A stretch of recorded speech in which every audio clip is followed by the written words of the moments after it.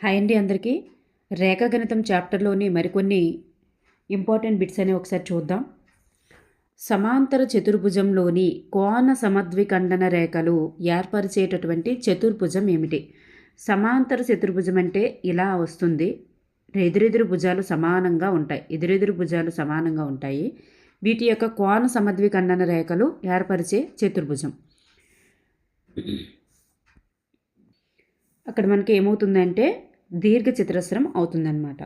Next one, క్రింది వానిలో సరి అయినది ఏది? ఒక చతుర్భుజంలోని కర్ణాలు సమానంగా ఉంటాయి. సో చతుర్భుజంలో కర్ణాలు అనేవి సమానంగానే ఉంటాయి రెండు కూడా. ఒక చతుర్భుజంలోని కర్ణాలు లంబ సమద్విఖండన చేసుకుంటాయి. సో ఇక్కడ మనకి లంబంగా ఒకదానికొకటి లంబంగానే ఉంటాయి, సమానంగానే ఉంటాయి. సో ఇక్కడ మనకి రెండు కన్క్లూజన్స్ కూడా సమానమే, సో ఈక్వల్ సరి అయినవే. సో ఏ మరియు బి ఈక్వల్స్ అనేవి సరి అయినవి అనమాట. నెక్స్ట్ వన్, ఒక త్రిభుజంలోని రెండు భుజాల మధ్య బిందువులను కలుపుతూ గీయబడిన రేఖ మూడవ భుజానికి సమాంతరంగా ఉంటుంది అనున్నది ఏ సిద్ధాంతాన్ని తెలియజేస్తుంది? మధ్య బిందువు సిద్ధాంతం. నెక్స్ట్ వన్, ఒక త్రిభుజంలోని ఒక భుజం మధ్య బిందువు నుండి మరొక భుజానికి సమాంతరంగా గీయబడినటువంటి రేఖ మరి ఏ రకమైన నిష్పత్తిలో విభజిస్తుంది? ఒక త్రిభుజంలోని ఒక భుజం యొక్క మధ్య బిందువు నుండి మరొక భుజానికి సమాంతరంగా గీయబడినటువంటి రేఖ.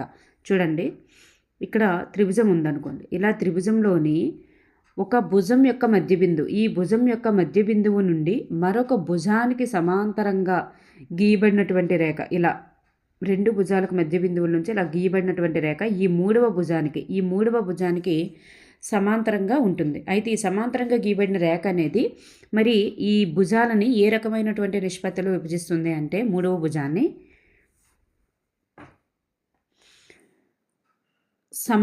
సమద్విఖండన చేస్తుందన్నమాట. నెక్స్ట్ వన్, ఒక వృత్తంలోని గీయబడినటువంటి జ్యాల సంఖ్య. ఒక వృత్తంలో ఎన్ని జ్యాలని మనం గీయగలము? ఎన్ని జ్యాలు గీయగలమంటే అనేకమైనటువంటి జ్యాలని మనం గీయగలమన్నమాట. వృత్తంలో అతి పొడవైనటువంటి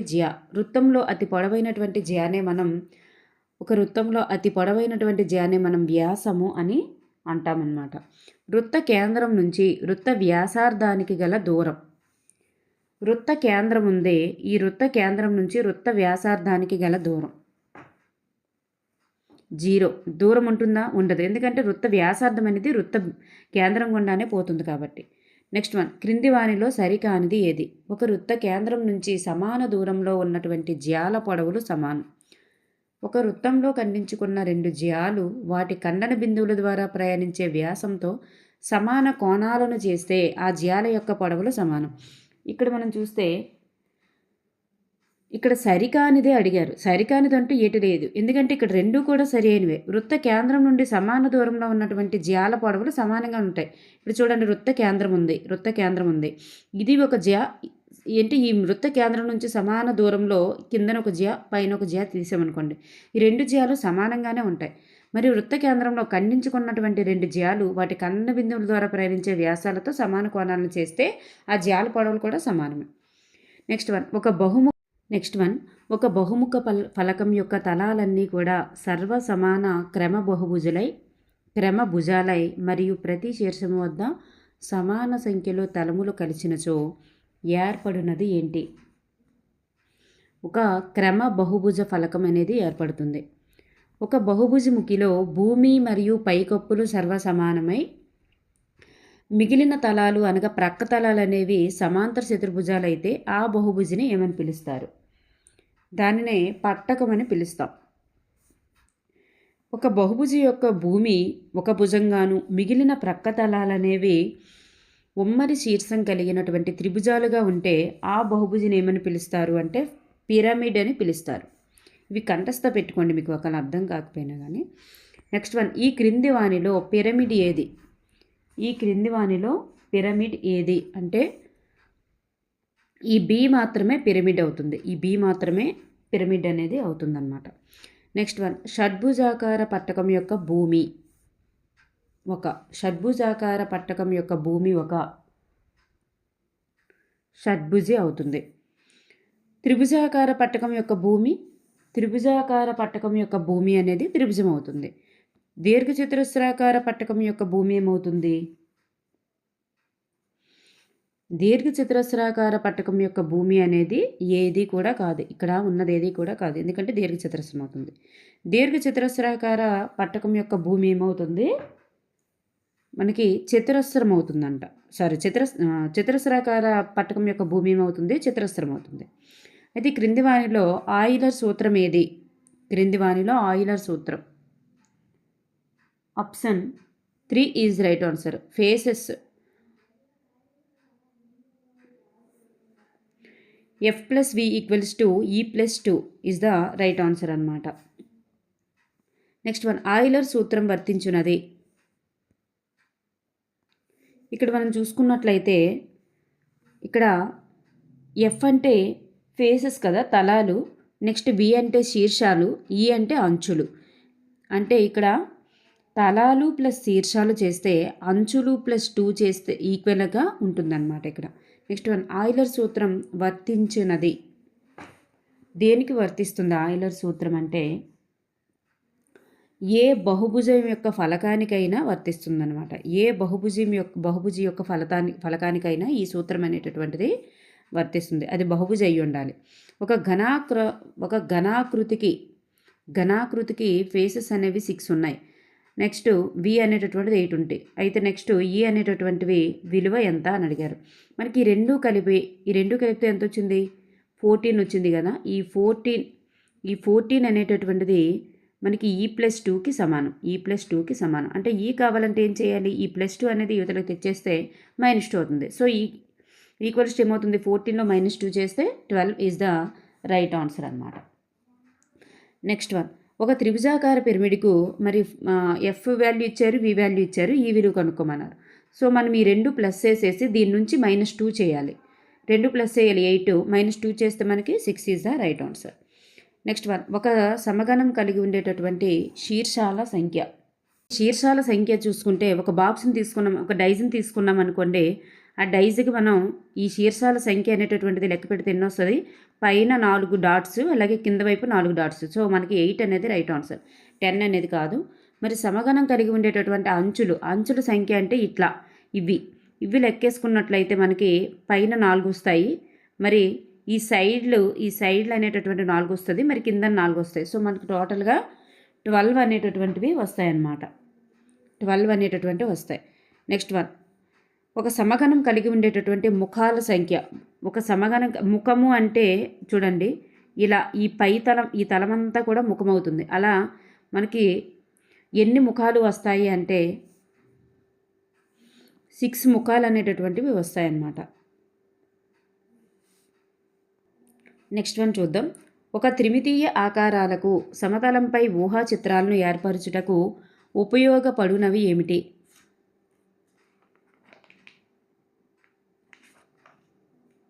option 3 is the right answer. మరి ఇక్కడ ఏవి ఉపయోగపడతాయి అంటే ఏటవాలు చిత్రాలు ఉపయోగపడతాయి, అలాగే తుల్యరేఖ చిత్రాలు కూడా ఉపయోగపడతాయి. తుల్యరేఖ చిత్రాలను గీయటకు ఉపయోగించేటటువంటి కాగితం ఏంటి? తుల్య బిందు కాగితం. 2 సెంటీమీటర్లు 2 సెంటీమీటర్లు 2 సెంటీమీటర్లు కొలతలు గల 2 ఘనాలను ప్రక్కనే ఉంచామనుకోండి, ఏర్పడే దీర్ఘఘనం యొక్క పొడవు ఎంత? ఇప్పుడు చూడండి, ఇది ఒక 2 సెంటీమీటర్ల ఘనం, ఇది ఒక 2 సెంటీమీటర్ల ఘనం ఉంచాం. సో పక్కనే ఇలా ఆనించి ఉంచామనుకోండి, అప్పుడు దీర్ఘఘనం యొక్క పొడవు ఎంత అవుతుంది? ఇది 2 టోటల్గా దీర్ఘఘనం యొక్క పొడవు ఎంత అవుతుందంటే 4 సెంటీమీటర్లు అవుతుంది ఒక పొడవు అనేది. నెక్స్ట్ వన్, ఇటుకను నిలువ కోత చేయగా ఏర్పడేటటువంటి ముఖం యొక్క ఆకృతి.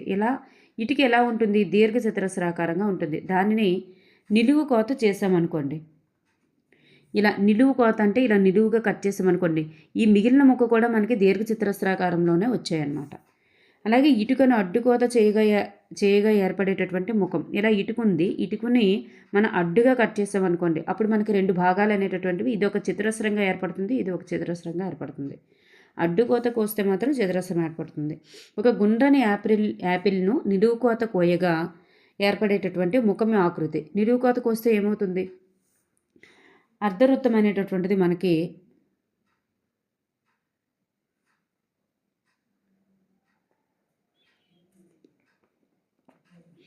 ఒక గుండ్రని యాపిల్ ఉంది. ఈ యాపిల్ని మనం నిలువు కోత కోసాము. నిలువు కోత కోసేటప్పుడు మనకి ఏర్పడేటటువంటిది అర్ధవృత్తమా వృత్తమా చెప్పండి ఒకసారి, మీరు తెలిసిన వాళ్ళు కామెంట్ చేయండి. అర్ధవృత్తమని అనుకుంటున్నాను. నెక్స్ట్ వన్, ఒక గుండ్రని యాపిల్ను అడ్డుకోత కోయగా ఏర్పడేటటువంటి ముఖం ఆకృతి.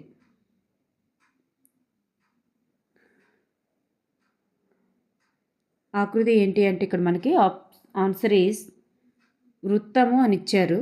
అడ్డుకోత కోయగా ఏర్పడే ముఖం యొక్క ముఖం ఆకృతి అన్నారు కదా.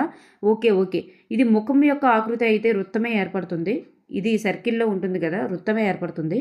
ఇక్కడ కూడా ముఖం యొక్క ఆకృతి వృత్తమే ఏర్పడుతుంది. అర్ధవృత్తం అయితే కాదు, రెండు కూడా వృత్తమే ఏర్పడుతుంది. మనకి అర్ధవృత్తం అనేది కాదనమాట. నెక్స్ట్ వన్, ఒక పాచికను నిలువు కోత చేయగా ఏర్పడేటటువంటి ముఖం ఆకృతి. ఒక పాచికను నిలువు కోత కోయగా ఏర్పడేటటువంటి ఆకృతి దీర్ఘచతురస్రం. అదే పాచికను అడ్డుకోత చేయగా ఏర్పడేటటువంటి ముఖం యొక్క ఆకృతి ఎలా వస్తుందంటే దీర్ఘచతురస్రం. నెక్స్ట్ వన్, స్తూపాకార గొట్టం యొక్క నిలువు కోత ఏర్పరిచేటటువంటి ముఖం ఆకృతి. స్తూపాకార గొట్టం దీర్ఘచతురస్రాన్ని ఏర్పరుస్తుంది. స్తూపాకార గొట్టం యొక్క అడ్డుకోత ఏర్పరిచే ముఖం ఆకృతి చతురస్వరం లాగానే అడ్డుకోత కోయగా ఏర్పడే. ఇప్పుడు స్తూపాకార గొట్టం ఉంది. ఇప్పుడు మనకు ఏదైనా ఒక రోల్ కేక్ లాంటిది ఏదైనా మనం ఇలా కట్ చేసామనుకోండి, అప్పుడు ఆ కట్ చేసిన ఏరియా యొక్క ముఖ ఆకృతి ఎట్లా ఉంటుంది? వృత్తాకారంలోనే ఉంటుంది. నెక్స్ట్ వన్, ఒక శంకువు యొక్క నిలువు కోత ఏర్పరిచేటటువంటి ముఖం ఆకృతి. ఒక శంకువు నిలువు కోతను కోసాం. ఇక శంకు ఉంది. ఈ శంకువుని నిలువు కోతను ఎలా కోసినప్పుడు ఏర్పడేటటువంటి ముఖ ఆకృతి ఎట్లా ఉంటుందంటే త్రిభుజాకారంగా ఉంటుందన్నమాట. అది ఈ భాగం యొక్క ఆకృతి త్రిభుజాకారంగా ఉంటుంది. ఒక ఘనం యొక్క శంకువు అడ్డుకోత ఏర్పరిచేటటువంటి ఒక ఘన శంకువు యొక్క అడ్డుకోత ఏర్పరిచే ముఖం ఆకృతి ఎట్లా ఉంటుంది అంటే వృత్తాకారంలో ఉంటుంది. బంతి యొక్క నీడ ఆకారం. బంతి యొక్క నీడ ఆకారం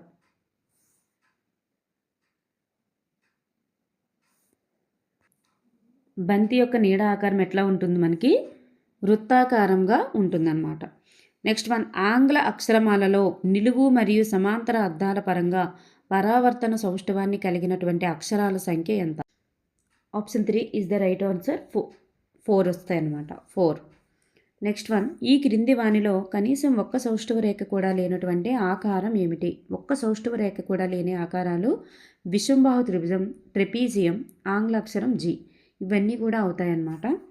నెక్స్ట్ వన్, ఒక సమద్విబాహు త్రిభుజం యొక్క సౌష్ఠవ రేఖను ఈ క్రింది విధంగా పిలవచ్చు. ఒక సమద్విబాహు త్రిభుజం యొక్క సౌష్ఠవ రేఖని మనం మధ్యగత రేఖ అని పిలవచ్చు అన్నమాట. నెక్స్ట్ వన్, ఒక వృత్తం యొక్క సౌష్ఠవ రేఖను ఈ క్రింది విధంగా పిలవచ్చు. ఒక వృత్తం యొక్క సౌష్ఠవ రేఖని వ్యాసము.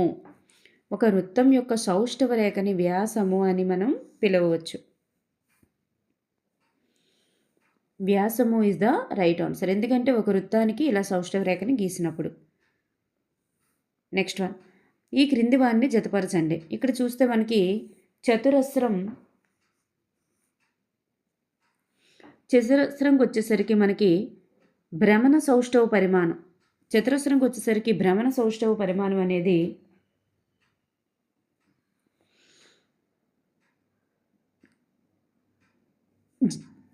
4 భ్రమణ సౌష్ఠవ పరిమాణం 4 అవుతుంది. దీర్ఘ చతురస్రంకి వచ్చేసరికి భ్రమణ సౌష్ఠవ పరిమాణం 2. మరి సమబాహు త్రిభుజం అన్నారు కదా, 3 కదా. సో సమబాహు త్రిభుజం వచ్చేసరికి 3. అర్ధవృత్తంకి వచ్చేసరికి 0 అన్నమాట. అర్ధవృత్తంకి వచ్చేసరికి అర్ధవృత్తం అన్నారు కదా, 1 అనమాట. సో అర్ధవృత్తంకి వచ్చేసరికి 1, చతురస్రంకి వచ్చేసరికి 4, దీర్ఘ చతురస్రంకి వచ్చేసరికి 2, త్రిభుజంకి వచ్చేసరికి 3, అర్ధవృత్తంకి వచ్చేసరికి 2. చూడండి, ఇలా గుర్తుపెట్టుకోండి. నెక్స్ట్ వన్ చూద్దాం. ఇక్కడ మనం చూసుకున్నట్లయితే ఒక రేఖాఖండం యొక్క అంత్య బిందువులను ఇరువైపులా అనంతంగా పొడిగిస్తే ఒక సరళ రేఖ ఏర్పడుతుంది. అంటే ఇక్కడ క్రింది వాటిలో సరి అయినది ఏది అని అన్నారు. మరి ఒక రేఖాఖండం యొక్క రెండు అంత్య బిందువుల్లో ఒకదానిని మాత్రమే అనంతంగా పొడిగిస్తే ఒక కిరణం ఏర్పడుతుంది అన్నారు. ఇక్కడ మనకి 2 సరి అయినవే. రెండు అంత్య బిందువుల్ని మనం సమానంగా రెండు అంత్య బిందువుల్ని కనుక పొడిగించినట్లయితే అది సరళ రేఖ అవుతుంది. ఒక అంత్య బిందువుని మాత్రమే పొడిగించితే అది కిరణం అవుతుంది. సో మనకి ఇక్కడ రెండు కూడా సరైనవే. నెక్స్ట్ వన్ ఇక్కడ చూడండి, ఇలా ఇచ్చారు. ఈ సింబల్స్ అనేవి ఒక్కొక్కటి దేనికి సూచిస్తాయి అని చూసుకున్నట్లయితే, ఇది ఫస్ట్ మనకి ఇది అనేది సరళ రేఖను సూచిస్తుంది. నెక్స్ట్ కోణం కాదు, రేఖాఖండాన్ని సూచిస్తుంది. ఇది ఈ రకమైనది రేఖాఖండాన్ని, ఇది సరళ రేఖ, ఇది కిరణాన్ని సూచిస్తుంది అనమాట.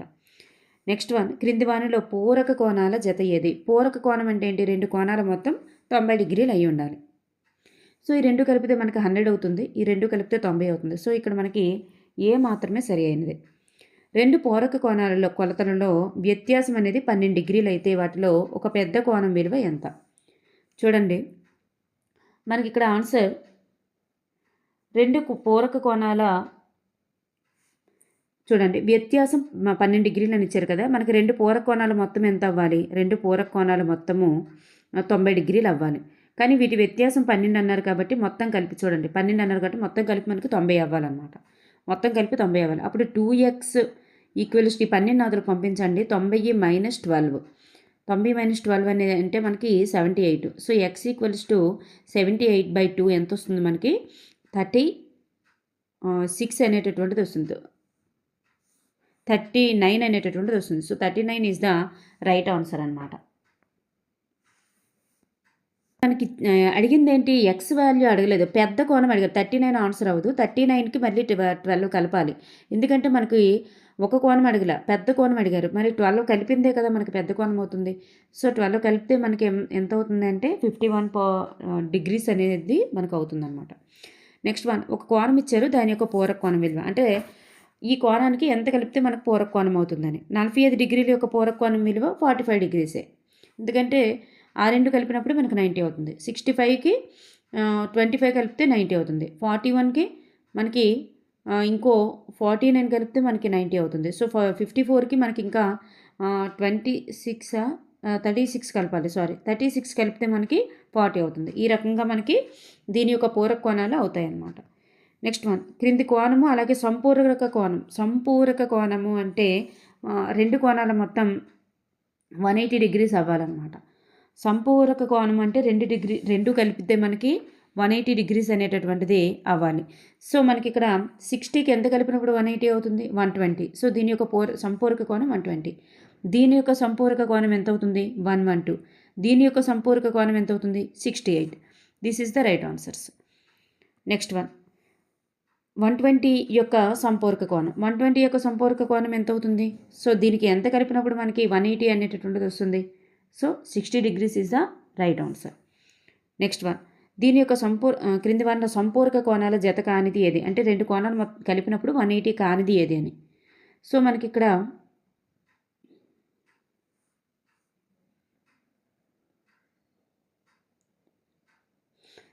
మనకి ఇచ్చినవి ఏవి కూడా చూస్తే 50 and 130, ఇది ఒకటి మాత్రమే మనకి 180 అయింది.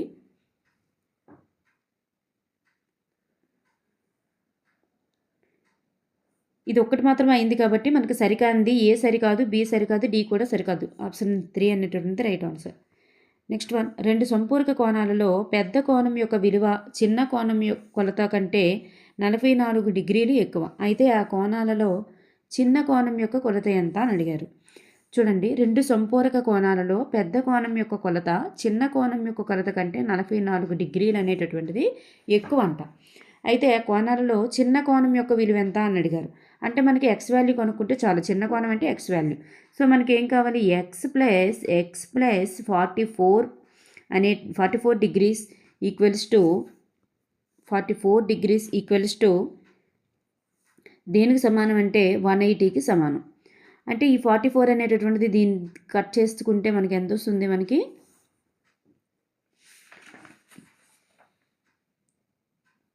కట్ చేసుకుంటే మనకి 136 అనేటటువంటిది వస్తుంది. 136. అయితే మనకి ఇక్కడ 2x వాల్యూ వచ్చింది. 2x ఈక్వల్స్ టు 136 అయితే ఎక్స్ వాల్యూ ఎంత అవుతుంది మనకు? అప్పుడు 68 డిగ్రీస్ అవుతుంది. అంటే ఎక్స్ వాల్యూ అంటే ఏంటి? చిన్న కోణమే కదా. సో చిన్న కోణం విలువ 68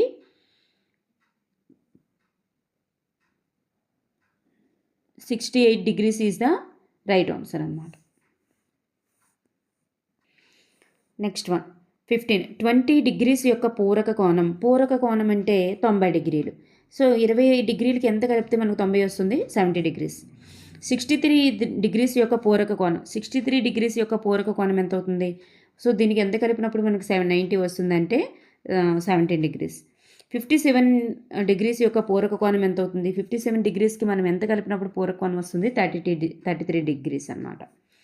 నెక్స్ట్ వన్ 105 యొక్క సంపూరక కోణం. సంపూరక కోణం అంటే 180 డిగ్రీస్.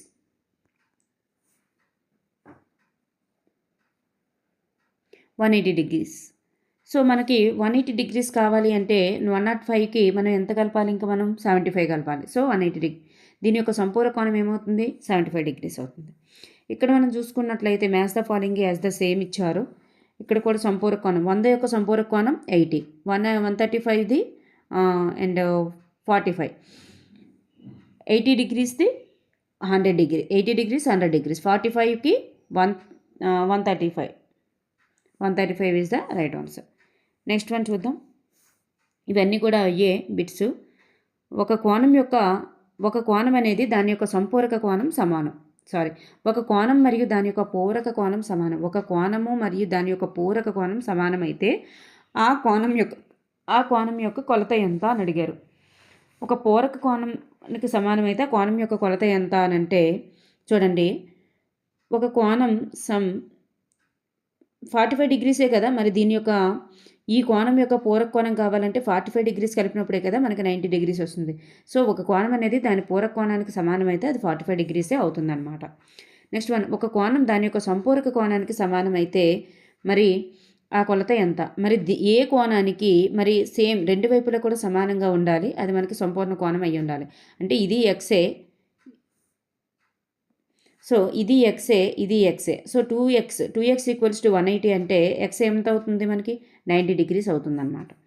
నెక్స్ట్ వన్, ఒక కోణం 45 డిగ్రీల కంటే ఎక్కువైతే దాని యొక్క పూరక కోణం ఎంత అవుతుంది? 45 డిగ్రీల కంటే ఎక్కువైంది అనుకోండి ఒక కోణం, దాని యొక్క పూరక కోణం ఏమవుతుంది? 45 డిగ్రీల కంటే తక్కువ అవుతుంది అన్నమాట.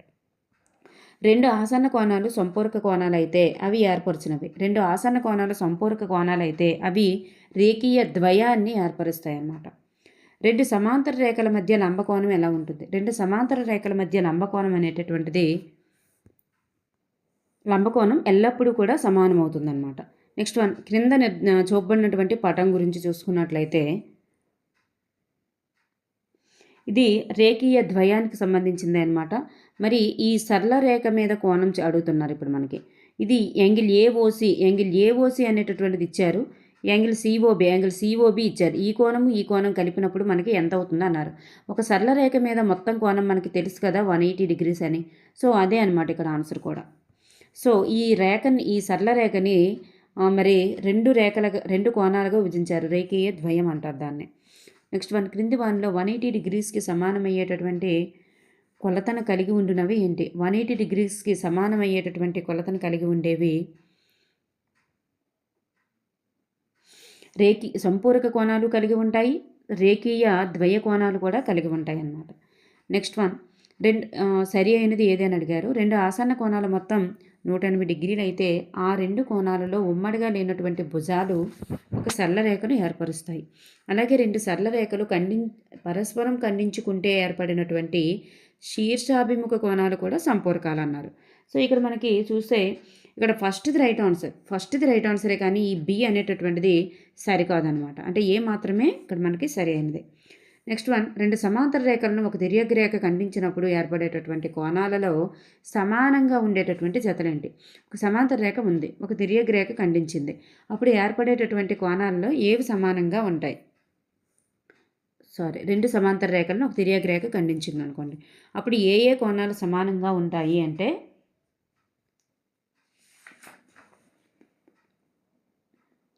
మనకి సదృశ్య కోణాలు జతలు కలిగి ఉంటాయి, సమానంగానే ఉంటాయి.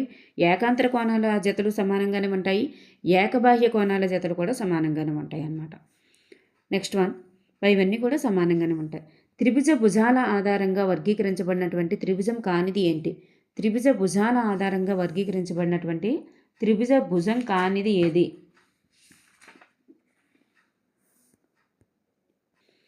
ఈ అల్పకోణ త్రిభుజం అనేటటువంటిది అందులో ఉండదు. ఇది కోణాల ఆధారంగా విభజించారు కాబట్టి. నెక్స్ట్ వన్, త్రిభుజ కోణాల ఆధారంగా వర్గీకరించబడినటువంటి త్రిభుజం కానిది. లంబకోణ త్రిభుజం ఉంటుంది, అధికోణ త్రిభుజం, అల్పకోణ త్రిభుజం ఉంటుంది. సో ఇక్కడ మనకి ఏది కాదు, ఇక్కడ ఏమి కూడా ఆప్షన్ ఇవ్వలేదు కాబట్టి. ఈ మూడు కూడా కోణం ఆధారంగా విభజించబడినటువంటి త్రిభుజాలకు ఉదాహరణలే. క్రింది చూపబడినటువంటి త్రిభుజం దేనికి సంబంధించినది? క్రింది చూపబడినటువంటి త్రిభుజం అనేది అల్పకోణ సమద్విబాహు త్రిభుజానికి చెందింది. ఎందుకంటే ఇది రెండు భుజాలు సమానంగా ఉన్నాయి, మరి ఇది అల్పకోణానికి సంబంధించింది. సో అల్పకోణ సమద్విబాహు త్రిభుజానికి సంబంధించినది. నెక్స్ట్ వన్, ఈ క్రింది త్రిభుజం అనేటటువంటిది దేనికి సంబంధించిందని చూస్తే రెండు భుజాలు ఇక్కడ సమానంగానే ఉన్నాయి, ఒక లంబకోణం కలిగి ఉంది. సో లంబకోణ సమద్విబాహు త్రిభుజానికి సంబంధించినది. ఒక త్రిభుజం యొక్క శీర్షాన్ని శీర్షానికి ఎదురుగా ఉన్నటువంటి భుజం యొక్క మధ్య బిందువును కలిపే రేఖ ఏంటి? మధ్యగత రేఖ అని అంటారు. ఒక త్రిభుజం యొక్క శీర్షాన్ని మరియు ఆ శీర్షానికి ఎదురుగా ఉన్నటువంటి భుజం యొక్క మధ్య బిందువు కలపాలి. ఇక్కడ చూడండి, ఈ శీర్షాన్ని చేయాలి, ఈ ఎదురుగా ఉన్నటువంటి భుజం యొక్క మధ్య బిందువు కలిపితే దాన్ని మధ్యగత రేఖ అంటారు. నెక్స్ట్ వన్, ఒక త్రిభుజం యొక్క మధ్యగత రేఖ పూర్తిగా త్రిభుజ అంతరంలో ఉంటుంది అన్నారు. ఒక త్రిభుజం యొక్క 3 మధ్యగత రేఖలను మాత్రమే కలిగి ఉంటుంది అన్నారు. సో ఇక్కడ మనం చూస్తే రెండు కూడా సరి అయినవే. ఒక త్రిభుజం యొక్క మధ్యగత రేఖ అనేది త్రిభుజం అంతరంలోనే ఉంది. అలాగే ఈ 3 మధ్యగత రేఖలను మాత్రమే కలిగి ఉంటుంది, 3 కలిగి ఉంటుంది. సో ఆప్షన్ ఏ, బి రెండు కూడా సరి అయినవే. ఇక్కడ option 3 is the right answer. ఒక త్రిభుజం యొక్క ఒక శీర్షం నుండి ఎదుటి భుజంపైకి గీయబడినటువంటి లంబ రేఖాఖండంను ఏమని పిలుస్తారు? ఒక త్రిభుజం యొక్క ఒక శీర్షం నుంచి ఎదుటి భుజంపైకి గీయబడినటువంటి లంబము, ఈ లంబము లేదా ఉన్నత అంటారు. ఈ లంబరేఖ ఖండాన్ని ఏమని పిలుస్తారు? త్రిభుజం యొక్క ఉన్నతి లేదా ఎత్తు అంటారనమాట. త్రిభుజం యొక్క ఉన్నతి లేదా ఎత్తు అంటారు. నెక్స్ట్ వన్, ఇక్కడ త్రిభుజ రకం ఇచ్చారు, ఉన్నతి స్థానం ఇచ్చారు. ఇక్కడ అల్పకోణ త్రిభుజంలో ఉన్నతి అనేటటువంటిది ఎక్కడ ఏర్పడుతుంది? అంతరంలో ఏర్పడుతుంది. అంతరంలో ఏర్పడుతుంది అనమాట. అంటే త్రిభుజ అంతరంలో ఏర్పడుతుంది. 5 ఆన్సర్. అధిక కోణ త్రిభుజంకి వచ్చేసరికి త్రిభుజ బాహ్యంలో ఏర్పడుతుంది. లంబకోణ త్రిభుజానికి వచ్చేసరికి మనకి త్రిభుజం యొక్క భుజాల పైన ఏర్పడుతుంది. నెక్స్ట్ వన్, ఒక త్రిభుజం కలిగి ఉండేటటువంటి ఉన్నతుల సంఖ్య. ఒక త్రిభుజం ఎన్ని ఉన్నతులను కలిగి ఉంటుంది? 3 ఉన్నతులను కలిగి ఉంటుంది.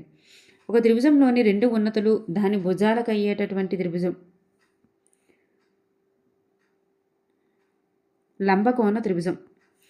ఉన్నతి మరియు మధ్యగత రేఖలు ఒకటిగా కలిగినటువంటి త్రిభుజం ఏంటి? ఉన్నతి మరియు మధ్యగత రేఖలు ఒకటిగా అంటే సమానంగా కలిగి ఉన్నటువంటి త్రిభుజం ఏది అంటే అది సమబాహు త్రిభుజం. నెక్స్ట్ వన్, ఒక త్రిభుజం యొక్క 2 కోణాలు ఇచ్చారు, మరి అయితే 3వ కోణం విలువ ఎంత? 3 కోణాలు మొత్తం మనకి తెలుసు కదా, 180 డిగ్రీలు రావాలి. సో ఇక్కడ మనకి 110 వచ్చింది.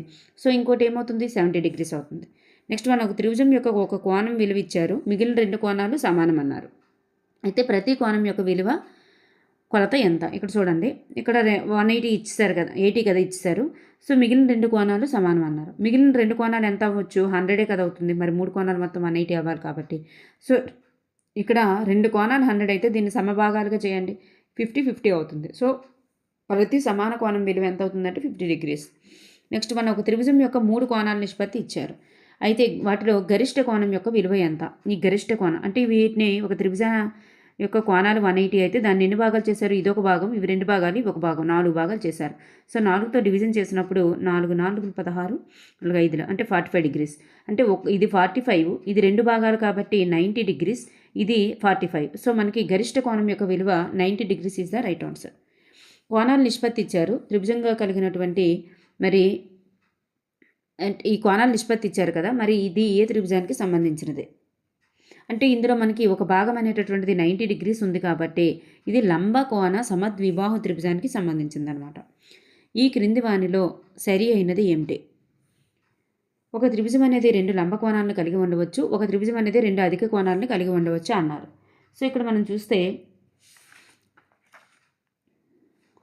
రెండు కూడా సరికాదనమాట. రెండు కూడా సరికాదు. 2 లంబకోణాలని కలిగి ఉండదు. 2 అధిక కోణాలను కూడా కలిగి ఉండదు. నెక్స్ట్ వన్, ఒక త్రిభుజం అనేది 2 అల్పకోణాలను కలిగి ఉండవచ్చు. అలాగే 3 కూడా అల్పకోణాలను కలిగి ఉండవచ్చు అన్నారు. 3 కూడా అల్పకోణాలు కలిగి ఉండవచ్చు. అలాగే 2 అల్పకోణాలను కలిగి ఉండవచ్చు. 3 అల్పకోణాలు కూడా కలిగి ఉండవచ్చు. నెక్స్ట్ వన్ చూడండి, ఇవి ఏ నియమం ప్రకారం సర్వసమాన త్రిభుజాలు అవుతాయి? ఏ నియమం ప్రకారం అంటే 2 కోణాలు సమానంగానే ఉన్నాయి. సో ఒక 2 కోణాలు సమానంగా ఉన్నాయి, ఒక భుజం కలిగి ఉంది. అంటే కో అంటే కో నియమం ప్రకారం కోణము భుజము కోణము నియమం ప్రకారం 2 సర్వసమానాలు అన్నమాట. అలాగే ఒక త్రిభుజం 2 భుజాల యొక్క కొలతలు సమానంగా కలిగినటువంటి త్రిభుజం ఏంటి? 2 భుజాల కొలతలు సమానంగా కలిగినది సమద్విబాహు త్రిభుజము. అలాగే 2 త్రిభుజాలలో ఏవైనా 2 జతల యొక్క కోణాలు మరియు ఒక జత సదృశ్య భుజాలు సమానమైతే ఆ త్రిభుజాల యొక్క సర్వసమానం అన్నది. అది కో సర్వసమానత్వ నియమానికి చెందుతుంది. ఒక త్రిభుజంలో 3 కోణాల మొత్తం ఎంత? ఒక త్రిభుజంలో 3 కోణాల మొత్తం 180 డిగ్రీలు అన్నమాట. నెక్స్ట్ వన్, ఒక బహుభుజిలో 2 ఆసన్న శీర్షాలు కానీ శీర్షాలను కలిపేటటువంటి రేఖఖండాన్ని ఏమంటారు? కర్ణం అని అంటారనమాట. ఒక దీర్ఘచతురస్రం కలిగి ఉండేటటువంటి కర్ణాల సంఖ్య. దీర్ఘచతురస్రం ఎన్ని కర్ణాలను కలిగి ఉంటుందంటే 2 కర్ణాలను కలిగి ఉంటుంది. ఒక పంచభుజి కలిగి ఉండేటటువంటి కర్ణాల సంఖ్య. పంచభుజి కలిగి ఉండేటటువంటి కర్ణాల సంఖ్య 5. అన్ని భుజాలు సమానంగాను మరి అన్ని కోణాలు సమానంగాను ఉండేటటువంటి బహుభుజి ఏది అంటే క్రమ బహుభుజి అంటారు దాన్ని. ఒక కుంభాకార చతుర్భుజం కలిగి ఉండేటటువంటి కర్ణాల సంఖ్య. కుంభాకార చతుర్భుజం కలిగి ఉండేటటువంటి కర్ణాల సంఖ్య 2. ఒక క్రమ షడ్భుజి కలిగి ఉండేటటువంటి కర్ణాల సంఖ్య 9. ఒక త్రిభుజం కలిగి ఉండేటటువంటి కర్ణాల సంఖ్య 0. అలాగే చూడండి, కర్ణాల సంఖ్య 0 గుర్తుపెట్టుకోండి. ఒక కుంభాకార చతుర్భుజం యొక్క అంతర్కోణాల మొత్తం ఎంతకు సమానం అంటే 360 డిగ్రీలకి సమానం. ఒక పుటాకార చతుర్భుజం యొక్క అంతర్కోణాల మొత్తం 360 డిగ్రీలు. నెక్స్ట్ వన్, ఒక క్రమ షడ్భుజి యొక్క బాహ్య కోణాల మొత్తం 60 డిగ్రీలు. ఒక క్రమ షడ్భుజి యొక్క అంతర్కోణాల మొత్తం 120 డిగ్రీలు. నెక్స్ట్ వన్, క్రింద చూపబడినటువంటి పటంలోని x విలువ ఎంత అవుతుంది? 110 డిగ్రీలు అవుతుంది. 110 డిగ్రీలు అవుతుంది. ఎందుకంటే మొత్తం కలిపినప్పుడు మనకి 360 డిగ్రీలు అవ్వాలి కాబట్టి 110 డిగ్రీలు అవుతుంది. నెక్స్ట్ వన్, ఓకేనండి. Thank you for everyone.